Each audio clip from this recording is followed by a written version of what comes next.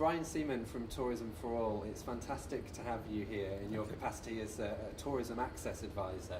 And we thought it would be good to tap into your vast experience of visiting hotels, attractions, different tourist venues in England, and asking your top tips for those businesses on how they can be welcoming for all their guests, regardless of their access need. Sure. Well, you should start really by looking at their websites and information so that disabled people know what to expect before they travel.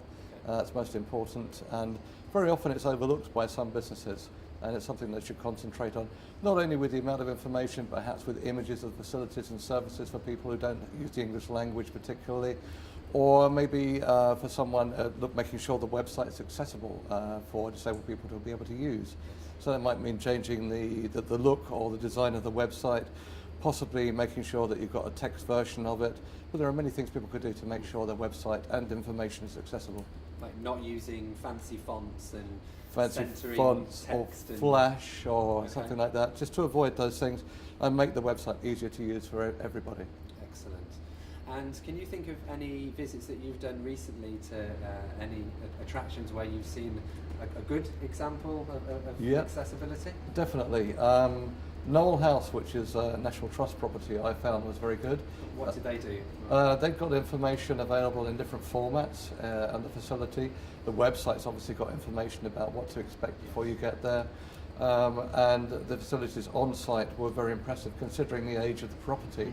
It's the home of Vita Sackville West, and all the facilities on the ground floor are wheelchair accessible, and where they're not wheelchair accessible they have a virtual tour that people can take if they can't actually get upstairs to the bedrooms and the other facilities. So as a historic building, even though they can't provide lift access for wheelchairs up to the first floor, they've been able to provide an interactive experience. They have indeed, yeah. And there's also a tactile and braille model of the actual house itself, which people can feel and touch and explore before they even go into the facility itself. Okay. And what would be your top tip for a hotel or an attraction in England?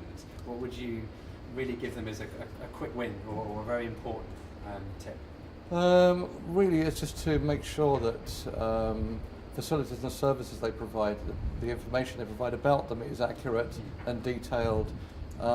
We're realistic in that we understand that not everywhere is going to be wheelchair accessible, but at the same time, if you are, then it's worth expressing that information so that people know what to expect before they travel. And there's no nasty surprises on arrival? No unexpected surprises for people. Brilliant. Thank you, Brian. You're welcome.